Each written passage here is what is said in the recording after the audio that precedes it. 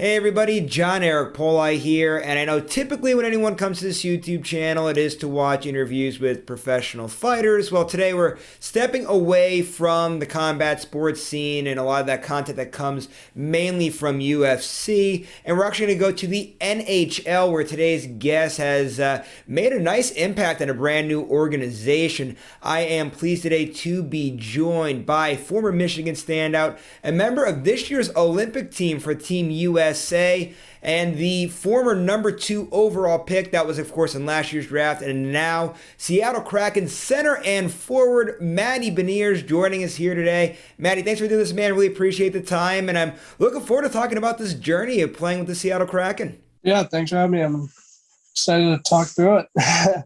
Yeah, man, we'll start diving into everything here because obviously there's a lot to talk about. We heard it there in the intro. That was a mouthful just to get through, but it was a lot of fun watching you play too, getting together with a lot of the other family members and watching a lot of big hockey games that you played in there. And we'll start with this offseason, what's going on right now, because after watching you play Olympics, college, NHL. I mean, I'm sure you gotta be liking this offseason right now and getting some rest after playing in all those hockey games. And it was a busy 2022 for you. Yeah, feeling good. Had some weeks off, so I was able to come home and relax, hang out with some friends and family, and stay off the ice, not in the weight room. And then probably about after 3 weeks of that, going on to vacations and stuff, was able to feel rested and feel ready to get back in the gym. So that's kind of my next thing, just training and trying to get ready for next season. And can't believe you're already kind of going to be getting back into the swing of things here. I think you told me right before we came on here, July 10th, you got to go back out to Seattle for developmental camp. What's kind of the mindset as you get ready to go into that? Yeah, I mean, for me, I think it's a lot more training and putting on more weight base than getting ready for the camp, I guess, skating wise. I think September and training camp for me is my goal, and development camp will be fun and be good to get back out there and skate with some of the new guys that are going to get drafted this summer. So that'll be exciting. But I think I'm going to train really hard and get ready as much as I can on ice for that. But I think my off ice training is probably my biggest focus this summer. So that's probably not going to take it a back seat to skating until we get very close to the season. All right, so now I do want to get into some specifics here with this whole entire Kraken journey here from this past year. So it was kind of a quick happening thing for you, right? So you're at the University of Michigan. You guys lose in the Frozen Four. That was on a Thursday. I think, 2.5 days later, Sunday afternoon, you're signing with the Kraken. It's a huge, big story. 2 days after that, you're playing in your first game. Kind of things got moving pretty quickly there. Just talk about what was going on through that moment in time, because I'm sure, obviously, a lot of excitement, but it's got to be a little frustrating, right? You're in Boston, going back to Michigan, getting a dorm room packed up, hitting the road, going off to play in the pros there. A lot going on in a short period of time. Yeah, it was a pretty hectic couple of days.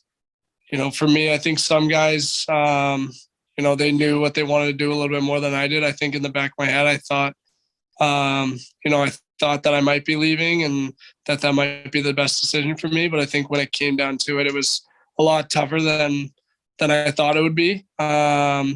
Obviously you work all season to try to win a national championship, and then you come up a little short of that, and you get back and you're very nostalgic and you're like, wow, I don't want to leave this place. So, I think some of those emotions kicked in, and right before it was happening, I was a little bit, I'd say, I wouldn't say nervous, but I was a lot more hesitant to, kind of make the next jump. So, I took my time. I know some guys left, I think they got back and packed up their stuff and left the next day, but I think I did it right in my way that, I took some time, talked to as many people as possible, and talked to my family, and, really honed down on a decision and figured out what was the best thing for me. And I think giving a couple of days also helped me to, kind of get over that loss. I think that pulled me back to Michigan a little bit, when I was deciding, because I was like, oh man, I really want to win that. I want one more shot at it. So,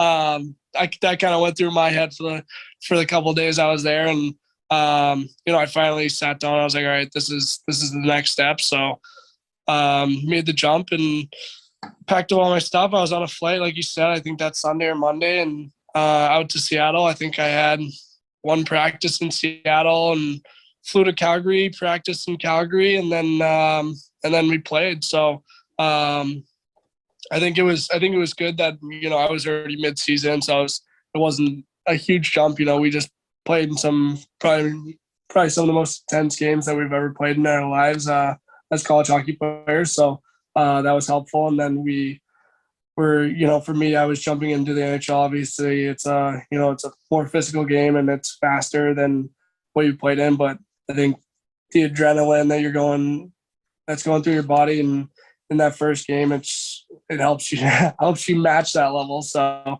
it was pretty nerve free that first game for me. I felt after the first couple shifts, I got pretty comfortable and I felt like I belonged, and I had some great line mates that I was playing with that had been there for a while. So they kind of made me feel a little bit more comfortable too. So that first game definitely went, I would say, better than expected, and it made it a lot of fun. So you mentioned there, right, several times about the speed of the game and different things like that actually go into a physical hockey game. I want to talk about something else that's kind of related to this whole entire Kraken story for you. So you're only 19 years old. Now, you're very mature for your age, but obviously, right, when you go into a locker room like that, you're dealing with guys that are in their 20s and 30s, have different life experiences. A lot of those guys married, have kids, a whole different just style of life there. What was it like for you, right, when you first walked in? Now, again, obviously, you're a lot more mature than most 19-year-olds, so I'm sure you can fit in with those guys a little bit better. But what was that like? Like, how were those guys to you when you first got in the locker room? Were they very welcoming to the new kid just starting off here in the NHL? And did anybody kind of maybe take you under their wing a little bit and kind of show you around and teach you a few things? Yeah, definitely. I mean, I think what's great about hockey is everyone's been there at some point. Every hockey player, I've done it now, so I'll know how to act when there's the new young guy coming in, and everyone knows he knows no one, so you want to make him feel as welcome as possible. So that was, there were a lot of guys, they were coming up to me, just, tell me to relax, not worry too much about the game. And, I was sitting next to Sheehan, and I had Ryan Donato there, who I knew before. He was great. He was showing me around, the captains, Everly was great. He was another one of my line mates. So, Jordan McCann. So, they were all awesome, and making sure I knew anything. If I knew any questions, they were there to help. But I think the one message that kind of went around the room was that everyone said was, don't worry about what happens in this game. Like, you could let up 5 goals and wouldn't matter. Like, just enjoy. You only get your first game once. So that was the big thing. And I think that helped me, calm my nerves and, made me feel a lot more comfortable in the room with a lot of new guys. So I think it was, they've all been there, and they helped me well when I was going through it. So you talked a lot about the first game there. I want to talk now about your second NHL game, which was actually your first home game. So that one, right, you're in a new arena, right? Your new home arena. The place is absolutely buzzing. I think your jersey sold out in that store just about instantly there. The big thing, though, was your parents missed your first game in Calgary with some weather delays in an airport there. They are there for this game in Seattle. Your siblings are there. You go ahead, you score your first goal in like a sold-out arena. The place is going nuts. Your parents are there for it. It's all over the news out there. It's all over the broadcast. Like, you could not have scripted a better first game. Just talk about that moment and what that was like to score your first NHL goal, and then to have your family out there with it too. Like I said, it's a beautiful moment. Seattle's been sharing that photo of you guys afterwards for quite some time now. So just talk about that moment. Yeah. I mean, it was unbelievable to have them there. Funny enough, it didn't, I would say the game didn't go completely as planned for me. I think, I only kind of them know and the guys on the team, but, I think it was like second shift, right? My adrenaline was so high. I was so energetic for the game. I was feeling really good. Second shift, I was going at a puck and one of the New Jersey Devil guys. He took a slap shot from the corner and hit me right in the top of the ankle. And I dropped. I was like, holy cow. And I went back to the bench. I was like, my ankle was massive. I go out the next shift. I can barely take a stride. I'm like, oh my God, I got off the ice. I went and I ended up going down the tunnel and getting it checked out really quickly. And he was like, I mean, you're fine. You should be good. We'll do an x-ray after the game. So, and I was like, I can't get off. I can't not play this game. My family's here. So I ended up going back out, taking a couple shifts, and we ended up getting a power play. And I think my ankle started feeling a little bit better when I heard power play. So I was like, all right, here we go. And then that puck squirted out and, got a nice bounce and right off the post, wide open net. So, and then obviously we scored, and it was an unreal moment, and the place erupted, and it was, I don't think I've had a bigger smile on my face in a long time. So it was an unreal moment. And, I was just so happy that they could be there in the rink the first time I'd played in it, I'd seen it. So, and they were there for that. So it was pretty special to have them. All right, so I have just one more game-specific thing for you, and I think it may have been your third NHL goal. Maybe it was your second, but anyway, your second or third goal. It came against Marc-Andre Fleury. So the reason why I want to ask this question, I'm here in northeastern Pennsylvania. A lot of big Penguins fans up here because of the Penguins having their AHL team here in Scranton, Wilkes-Barre. And obviously, he's a legend to a lot of the Penguins fans. He's a great goaltender, probably going to be a Hall of Famer, I would imagine, one day. Anyway, when you score a goal on somebody as accomplished as Marc-Andre Fleury, do you kind of remember that and kind of stick with you? Like, I remember back when I competed in college in track and field, I competed against a guy named Joe Koufax, and he went on now. He's still competing, but he won 2 world championships, a couple Olympic silver medalists, and you kind of always remember, like, competing against something like that. So do you do the same thing? Like when you score a goal on somebody like Marc-Andre Fleury, do you kind of always keep that in the back of your mind that it's like something you'll never forget?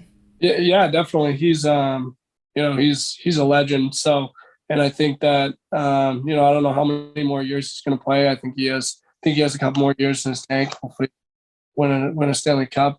He's been here in the end, but he's had a legendary career. So, I. At the moment, I don't think I thought too much about it when I was in the game because I think we were losing like 5-1 or something. So I was like, dang, this didn't really matter much. We're still going to lose this game. But I think after the game, it kind of kicked in. I was like, dang, I should have kept that puck or something. And I noticed I got some text from kids like, holy cow, you just scored on Marc-Andre Fleury. I was like, I know, holy cow. So, no, that's when things like that happen. There's a lot of that for me right now. I feel like, you're watching these guys your whole life and you're seeing, these superstars and, you're dreaming to be them. And then you're on the ice against them, like you're shooting on Marc-Andre Fleury, you're playing against a guy like Nathan McKinnon, Cale Makar. A lot of these guys you grew up watching and now you're playing against them. It's pretty surreal. So definitely you have a lot. I feel like I've been having probably too many of those moments. When I was playing the games, I should probably focus a little bit more on beating them than how great the other team is. All right, so now I just got one more thing that I want to ask that's Kraken related before we kind of go into some Michigan and Team USA stuff. So Ron Francis, right, general manager of the Kraken, obviously speaks very highly of you. He wants you in this organization for a long time. He's made that clear. He's also kind of made it clear to a lot of the Kraken fans out there when you first started playing, like, hey, listen, he's still 19. He's got some developmental work to do. This organization is kind of going towards this developmental route here. So 2 questions. In terms of your development, what are kind of some of the things he's kind of laid out for you? He's kind of mentioned size a few times. You mentioned size. What's kind of the game plan in terms of the size that he wants you to put on? And number 2, obviously, I know they kind of went with the whole draft pick route here, right? A lot of draft picks coming up for the organization. I think some money to spend in free agency. So obviously a lot going on with this offseason here. Does he talk to you maybe about the end of the offseason, kind of what the overall kind of layout is as you guys kind of head into your second year now as an organization? Yeah, well, first, size wise, I think, you want to put on, good muscle, good weight, which is, more just body muscle. So for me, I think, I'm, quick player. I have a lot of agility and speed. I think that's a huge part of my game, and you don't want to lose that, but you also want to put on some they like to call it corner weight, so that when you're in the corner battling, you can hold your own. You can fight guys off when you're going for pucks or holding on to pucks, turning off the guys. So there's a lot of things that help when you have that extra couple pounds. So for me, I think gaining 5 to 10 pounds this summer, and it's not going to come right away. It's your summer's only like 4 months. So not a ton of time, but definitely enough time to put on some weight and put on some good muscle that you can take into the season, and that you won't just lose it right off when you start playing those high intense games. I think that's the goal. I don't think there's really a number goal, but it's more just it's going to help me as a hockey player. So that's kind of why you want to do it. In terms of I think Ron doesn't really talk to the players about it really, but in terms of his actions, you've seen we traded a lot of guys away before the deadline last summer or last year, and got a lot of draft picks this year. So it seems like he's rebuilding through the draft and trying to draft young guys and build up a real good prospect pool that they can develop and eventually in a couple of years hopefully become really good players. So but obviously we're still trying to be the best team we can, and I think that's what we're going to do next year. So now I want to ask you a business type question here, because obviously we're sitting here talking a lot about how the sport works and whatnot, but there is a business side to it, and that kind of gets complicated with things. Now, you have great management, by the way, right? So you're managed by CAA. For those of you out there that don't know what CAA is, they're a great agency. They deal with a lot of actors, actresses, models. Now they're really getting heavily involved in the sports game. A lot of big stars under their belt there. So I'm sure the business side is easy probably for you, but what's it kind of like when you have to handle a lot of these things? I'm sure obviously, again, they handle most of it, but still, like, for example, right, you play 10 games, that counts as year one. So now you're going to year two. I imagine probably at the end of this year, you're going to be involved with contract extensions and everything like that. So how do you like handling that side of the sport? Yeah, no, it's been pretty fun. That's kind of like the fun side of it. You try to get look at brands and see what you are interested in and what you have passion for. It's good for sponsorships. It's good for charities. Whatever, if you're interested in something and you want to be a part of that.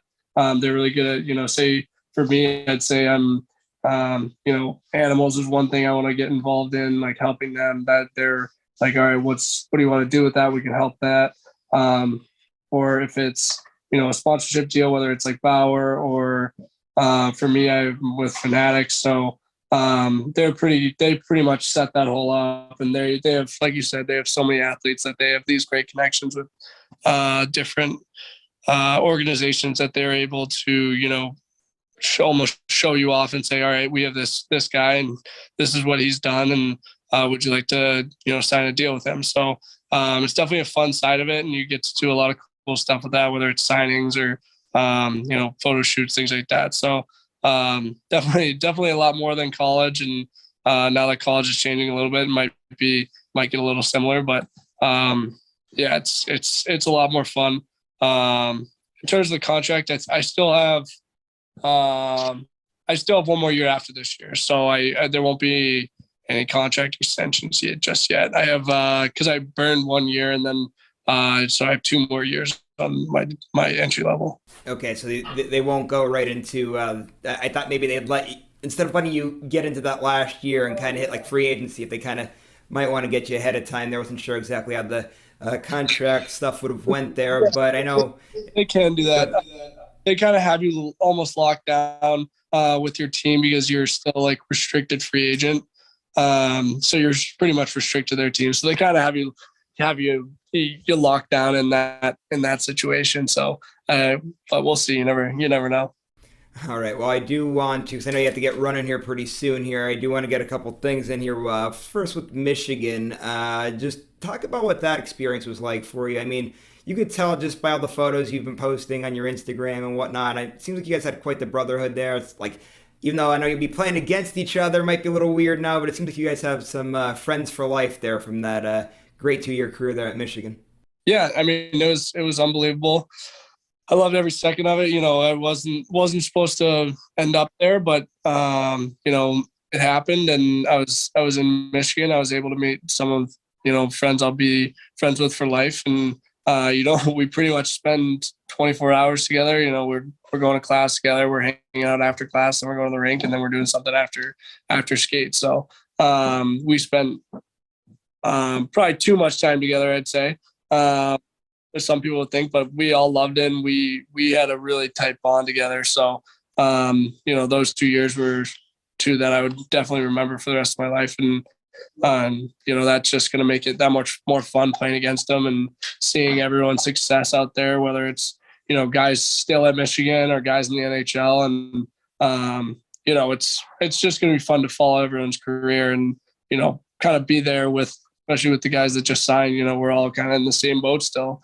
And that's how it was when we were in Michigan. We were going through the draft, and we were going through, playing together. And now we're all kind of taking that next step, but we're still, in a way doing it together. So it's going to be fun. Everyone's hopefully going to have a full year in the NHL. For me, I'll be there and all year, and hopefully they will be too. So we'll get some games against each other and be able to talk in the blue line before and after, before the game, and maybe grab a dinner before the night before a game and hang out after. So I think those bonds will last my whole NHL career. So it'll be fun.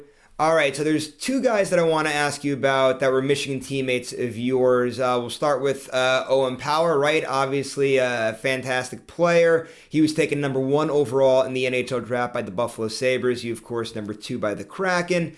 And obviously, right, we know he's a fantastic player, but for me, right, when I went to some of your games when we were in Allentown there, I wanted to pay attention to him and, just kind of see, let's see this kid, right? He's taken number 1 overall in the draft. And the thing that just blew me away was, man, for a guy his size, right, at 6'6", just how smoothly he was able to get up and down the ice. And in fact, there was a play in the Quinnipiac game that you guys won to get to the Frozen Four where, right, you guys are up 4-0. They storm back in the third period. Next thing you know, it's 4-3. Everybody's kind of sweating it out for the Michigan faithful until Owen made this fantastic play where he gets the puck right out of the ice, catches it with his glove, throws it down, starts skating, makes this great breakaway pass that leads to a goal, and kind of obviously, you guys set the tone from there and went on to go to the Frozen Four. So yeah, I want you to talk about him, but another guy I want you to talk about too, Brendan Berson, right? Amazing player. It seemed like every time I watched you guys play on TV or even went to a game in person, he was always scoring a goal, and he did fantastic in his little AHL tryout there. I know Vegas drafted him late in the first round. I don't think he's going to spend too much time in the AHL next year because, I don't know, he seems like he's pretty pro-ready. He killed on his little tryout that he had there.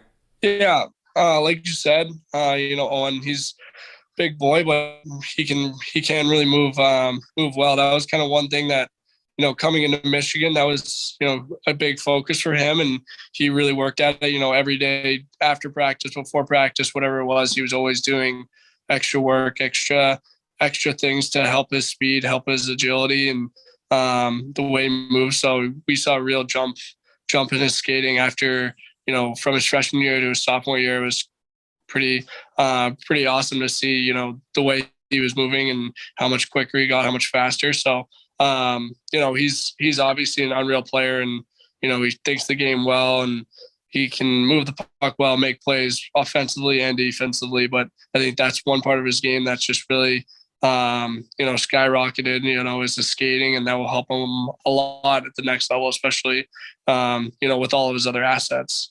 So, and then, Brendan Brisson, obviously you played with him a lot this year, and, he's just, one of those guys who is just a natural goal scorer. So those guys are a lot of fun to play with, especially because, he's always in the right spot, and he makes a passer's job really easy because, he's already there, and you got your head up and he's wide open in the slot, and you give it to him, and 99% of the time it's going to the back of the net. So he was a lot of fun to play with this year, and I think he's going to kill it next year in the NHL. All right, so now let's talk some Olympics here, right? So, amazing accomplishment, man, right? To make the United States Olympic team like that. Obviously, I know this was a crazy year with the whole COVID thing. The NHL players couldn't go over, kind of opened the doors for a lot of you guys. Obviously, I'm sure it is something that you're going to want to go ahead and do again in the future here. But just what was that experience like, being able to represent the country in such a huge sporting event like the Olympic Games like that? Yeah, it was.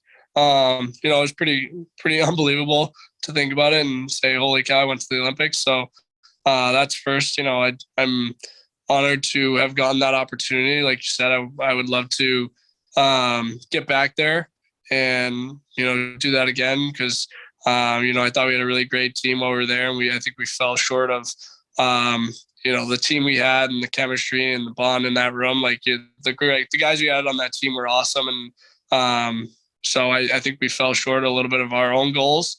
Obviously, we wanted to at least medal, and we weren't able to do that. But that's how hockey is. Everyone can beat everyone. So that's one thing I'd love to get back to the Olympics and play for my country. It's always an honor to wear a USA jersey. So that was kind of I would say the peak of wearing a USA hockey jersey is at the Olympics. So, but overall experience, it was unbelievable being there, seeing all these unbelievable athletes competing at their own events, and you're sitting in the cafeteria with them one day, and you're meeting them, and you're like, oh, this guy's really nice, and then you see him win a gold medal, and in whatever sport they're doing, whether it's snowboarding, speed skating, like all these different athletes. So yeah, it was unbelievable, and we were able to go to some of the events. On our off days when we had time, we were able to take a bus, go to their events, watch them, and meet athletes from all over the world, people from all over the world. So it was definitely a different experience that I haven't had much of, I'd say, because we were all together. Usually, I've been doing international tournaments, but you're very one, there's no other like athletes there. It's all hockey players, and two, you're a lot more separated from everyone. Whereas now you're sitting in the cafeteria all together, and you're sitting with Team Canada or Team Norway. So yeah, it was just a lot of fun, and like you said, I would love to do it again. So hopefully my career goes well in the next couple of years, and I get a chance at that again. I'm sure it will for sure. And then it's the last thing now to wrap things up. Stanley Cup Finals going on right now. I know you got some experience playing with the Avalanche there. I think you guys actually upset them there late in the year. Just who do you think is going to win between Colorado and Tampa Bay? I've been getting this question a lot. It's tough. I'm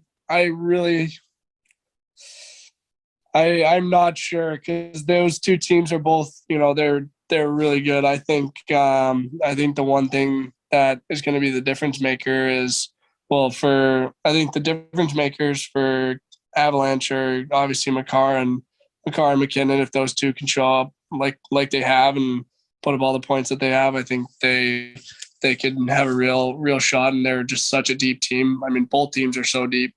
I think it's going to be hard if Braden points out for Tampa.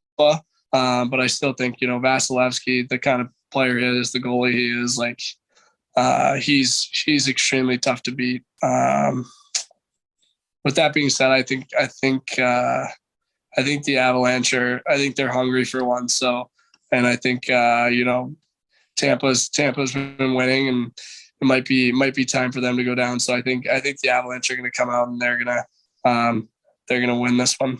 All right, Matty, it's been a pleasure here today, man. Really appreciate all the time. One last thing now, two last things really before we roll out here. So just want to throw this out here, right? I'm not sure if we mentioned it or not at all in the interview, but we are cousins. We are related, and I won't be a crazy relative that asks for tickets or anything like that. There's only one thing, Matty, that I'm going to ask you for, right? And that's going to be a practice jersey because of the Starbucks logo, right? You guys have that big Starbucks logo up here. I'm a huge Starbucks addict. I'm a Starbucks freak. I just want one of those jerseys because it has a Starbucks logo on it. So if you get your hands on one of those, I'd really appreciate it. But anyway, man, it's been a pleasure. Right. Before you roll out social media, if you have anybody, management, sponsors you got to plug, floor is yours. Take it away.